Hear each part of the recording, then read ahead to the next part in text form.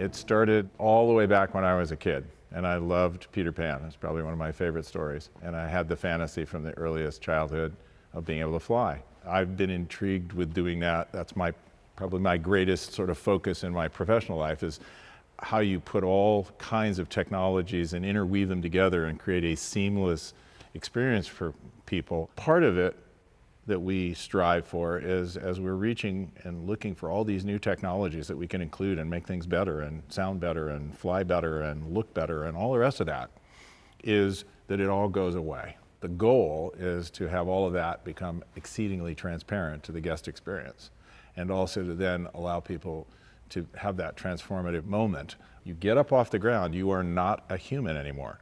You're free of that, and in a sense free like a bird to enjoy the world. And you just lose yourself and you can fly.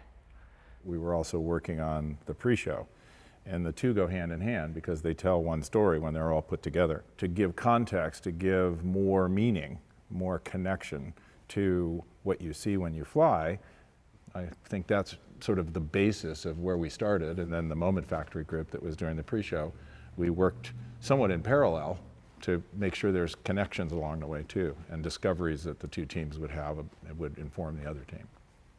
Moment Factory is a multimedia studio that specializes in creating and producing immersive experience. There's multiple rooms, multiple spaces in which the guest will travel. So first there's a very long corridor with video content and sound.